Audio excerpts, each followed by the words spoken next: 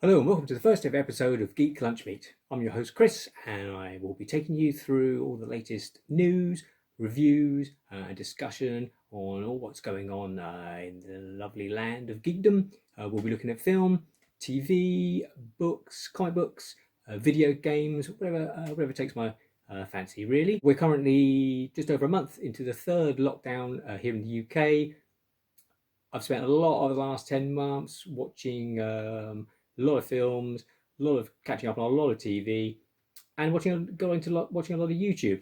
So I thought, why not start up a channel? A lot of the YouTubers, it's there's a lot of niche stuff and sort of dedicated to very particular franchises or products. So I thought, why not do a more of a catch-all, looking at pretty much anything that takes my interest, that's sort of geek related, really. The original idea for the channel was I would have a co-host as well. Obviously, with lockdown, it's put paid to that at the moment, but I'm hoping that when we sort of come out of lockdown, hopefully in a few months' time, to get someone in as well, to bounce ideas off of and discuss more in-depth discussions on the latest films and everything like that. But for the moment, it's just me. Now, the reason it's called Geek Lunch Meet, as well as being a pun, and I like puns and dad jokes, so I expect lots of those, is I've watched a lot of cookery programs on YouTube as well.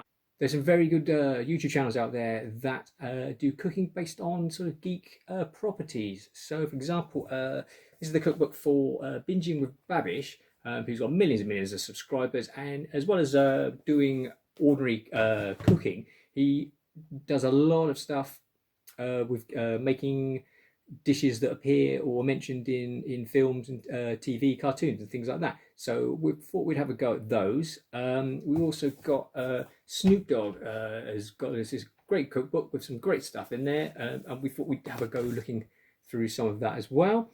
And there's a really good channel called How to Drink, where the guy makes a lot of cocktails and drinks, again, based on geek properties, things like butter beer from Harry Potter, Slurm from Futurama, the blue milk from Star Wars. So we'll be having a go at that as well. I'm not a chef, so we'll try and see if we can get the recipes to work using limited equipment and resources, and see how that goes. In this first episode, I thought what we'd do is have a look at what's coming up in the world of entertainment, see what sort of things we'll be covering on the channel. We'll start with Marvel, who is, well, I mean, last year's was a strange one. I think it was the first year since 2008 that we had no Marvel property at all, be it cinema or TV. The first film coming up is Black Widow, which has been put back now several times. It's hopefully coming out in May. Whether or not the cinemas here in the UK are going to be open, I don't know. Whether or not Disney will end up just putting it to Disney Plus for a premium price, the same as they did with Mulan. I don't know. That will be followed later in the year by The Eternals. Spider-Man is on the horizon. The third Tom Holland Spider-Man film that's currently filming at the moment. Next year, we've got Thor: Love and Thunder, which is currently filming down in Australia. There were some spy pictures on the internet the other day showing that indeed going to look like it's carrying on straight from Endgame with the Asgardians of the galaxy, because Chris Pratt was there, Karen Gillan was there, as well as Chris Hemsworth. So it looks like they're all still going to be together. This will be followed by Doctor Strange and the Multiverse of Madness at some point next year, which the latest TV show, WandaVision, which dropped its 5th episode yesterday and is absolutely fantastic. We might look at that a bit more in depth next week. There's big spoilers in it this week, so we're not going to go into that now, but maybe give everyone a chance to have a watch. Now, that all leads apparently into Doctor Strange and the Multiverse of Madness, and from what happened in yesterday's episode, I can see, it's potentially sort of game changing for the Marvel Cinematic Universe. So there's a lot of stuff going on there. Straight after WandaVision, there's another 4 episodes to go. I think they're launching pretty much straight into Falcon and Winter Soldier TV show, which should have been out last year, but again, filming got delayed because of the pandemic. So that will be coming up. I think it's the end of March. I think that's pretty much straight after WandaVision. The Loki series is then coming. That the trailer dropped for that a few months ago. And then after that, there is just loads more. There's She-Hulk, Ms. Marvel. Just too many to mention. I think there's about 10 altogether coming over the next 2 years. So there's a lot of Marvel coming our way, and we'll hope to cover as much of that as we can. Star Wars, obviously, I'm a big Star Wars fan, so we will cover lots of Star Wars. At the moment, film-wise, there's not a lot. Rogue Squadron has been announced is the next movie. That's not till 2023. That will be directed by Patty Jenkins of Wonder Woman fame. And it's not quite sure. It seems to be rumoured that it might be set after Rise of Skywalker, but no, that's been nothing official. So not sure on that one. But that'd be the next one up. Then after that, it's the Taika Waititi's movie. He's obviously currently filming Thor: Love and Thunder. That's a Star Wars film. Doesn't go out until 2025, and obviously that's obviously just in pre-production, very early pre-production. So there's no word on that yet. But obviously we'll cover that as well. On the TV, I mean, it's been fantastic. The season 2 of Mandalorian finished. Everyone loves that show. It's just been nominated for some more awards. And obviously, at the end of it, it is the Book of Boba Fett that's going to be coming on Disney Plus this December. And then they are starting to film Mandalorian season 3. Looks like this spring. Presumably, we'll get that sometime next year. The Andor series is currently filming in London. That's sort of prequel to Rogue One, which again that looks that could be fantastic. Rogue One, a lot of people agree, one of the best Star Wars films of the modern era, and to see some more of that would be fantastic. The Obi-Wan Kenobi series that Ewan McGregor's turning to, that starts filming this spring as well, so presumably that will be coming sometime next year. And then after that, you've got, again, same as Marvel, Rangers of the New Republic, the Ahsoka TV series, obviously the breakout from the last season of The Mandalorian. She's been in the Clone Wars cartoon and Star Wars Rebels. So obviously Rosario Dawson is going to be playing Ahsoka in a new series. The Bad Batch will be the next animated show. That looks like it might start this March on Disney Plus, which basically following some clone troopers. It carries on, I think, straight from Star Wars: The Clone Wars cartoon. So that is going to also feature, for the trailer, it shows Fennec Shand, played by Ming-Na Wen, who obviously straight out of The Mandalorian. She's going to appear in that. And then at some point over the summer, we'll be getting Star Wars Visions on Disney Plus, which they've said is like an anthology anime show, so lots of animated stuff going on there. Going on to other properties, Godzilla vs. Kong is a big one. That's coming out March. That's on HBO Max in the States this year. Warner's done a deal because of the pandemic and cinemas being shut. A lot of all of their big releases are going straight to HBO Max in the States. I think so that you can watch them for a month under the HBO Max subscription, and then after that, I'm not quite sure what's happening with them. I don't know if they're going, if they're just disappearing, then we'll come back later, or you have to pay a premium. Not sure on that. Not sure what's happening in the UK with them. We don't have HBO Max here. Where a lot of their stuff turns up on Sky, so whether or not they're going to just come straight to sort of video on demand and you'll have to pay a premium for those. Again, not sure when the cinema is going to open, so that's a bit up in the air at the moment. June, I think Denis Villeneuve, that's how you pronounce his name. Obviously, that should have come out last year as well. That's now looking come out end of this year. His version of Frank Herbert's famous novels. Trailer looks great. We'll definitely be looking at that.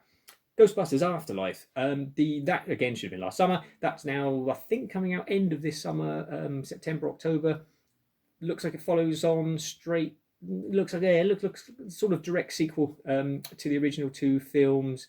I think Paul Rudd's in that one, and the kid from Stranger Things. That looks promising. So hopefully we'll definitely be keeping an eye on that one. Uncharted has been put back to next year. That's the movie based on the video game starring Tom Holland, very much like a modern Indiana Jones.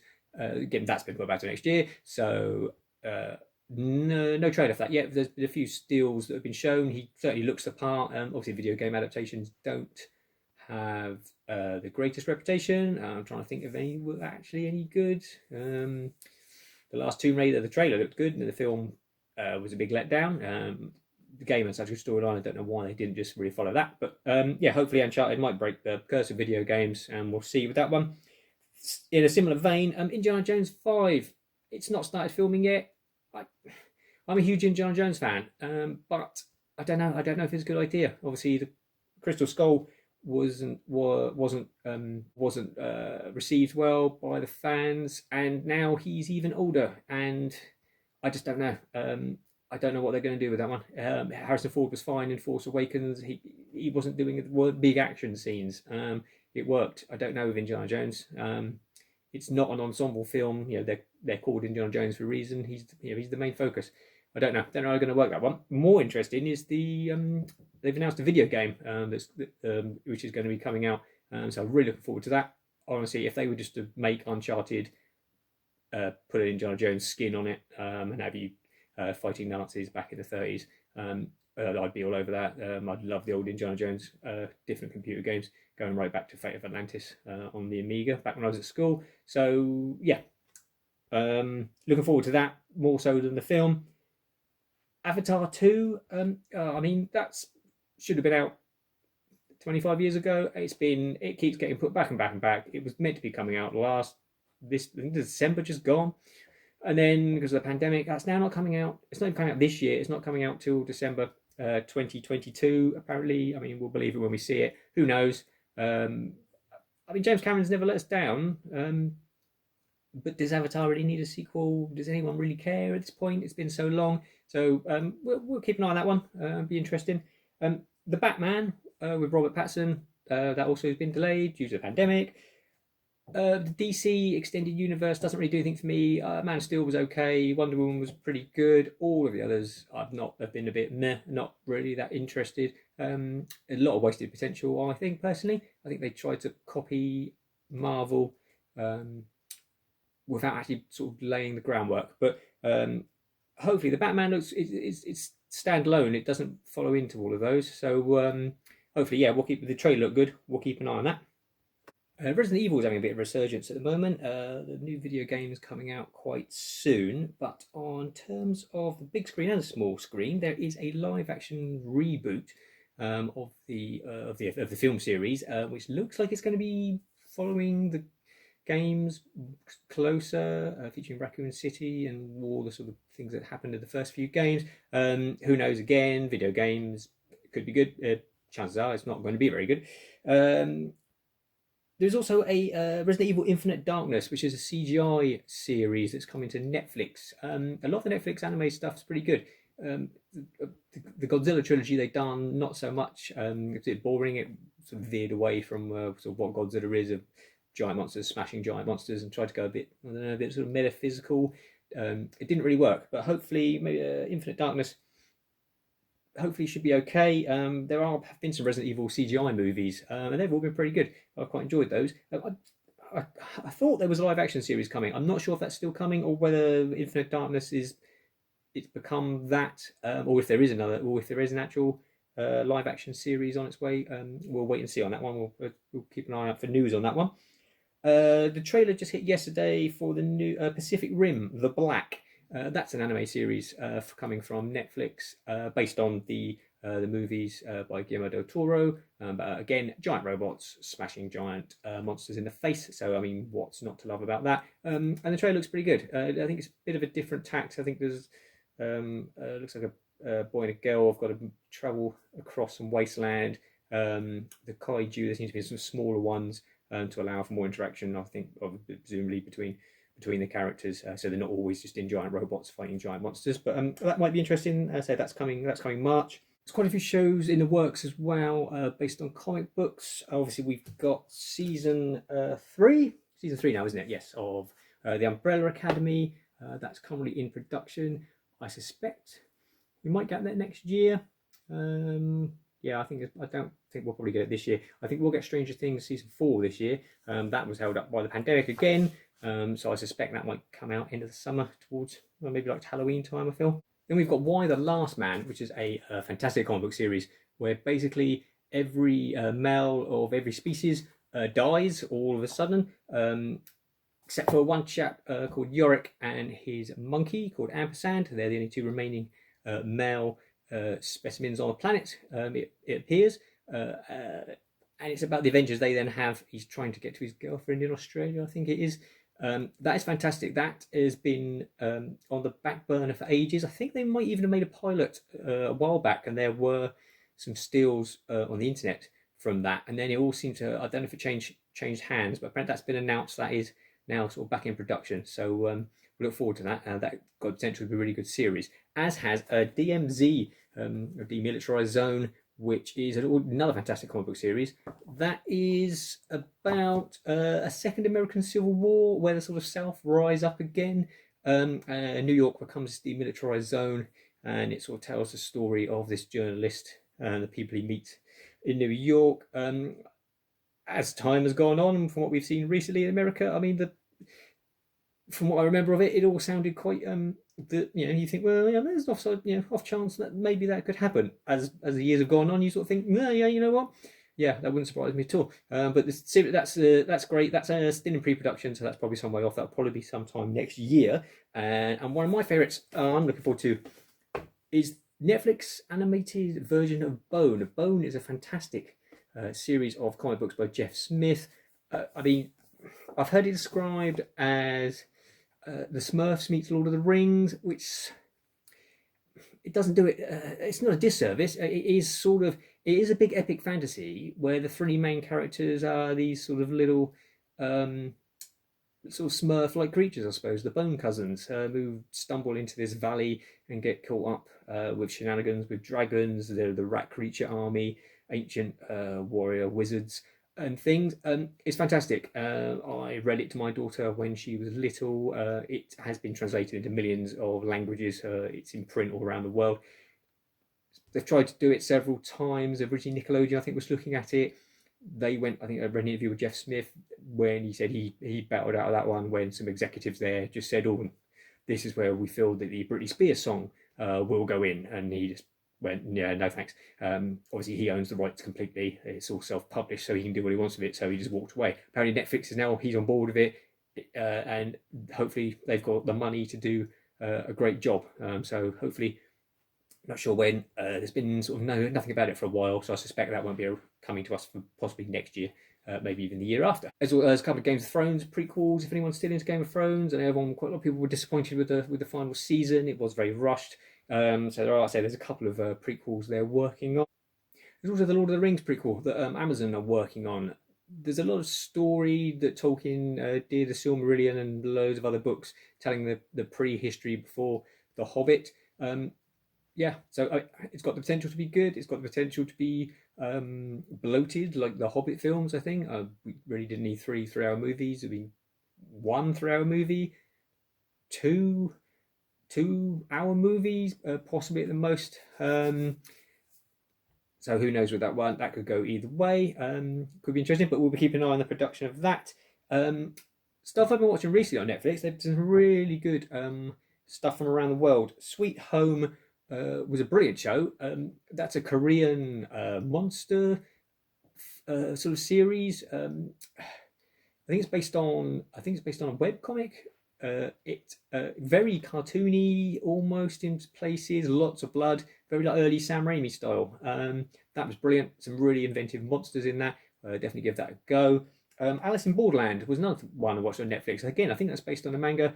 That's a Japanese show where all the people in Tokyo just disappear. Very few people are left, and then some mysterious games master is forcing them to play games together and killing them off, and then trying to work out what the hell was going on. That was pretty good as well. I enjoyed that. Sets it up for a second season. Whether we are getting a second season or not, I don't know. So the thing with Netflix, until these things suddenly appear, you don't really know what's going on there. I really enjoyed Tales from the Loop from last year, which was on Amazon. It's an adaptation, a sort of loose adaptation of sort of art books of Simon Stallenhag, if that's how you pronounce his name. Sort of a bit Stranger Things. It's like an alternate 80s where you've got robots and all sorts of strange things going on. That was really good. The show took a much more sort of languid approach. It was a lot slower, a lot more somber, some quite emotional beats in it.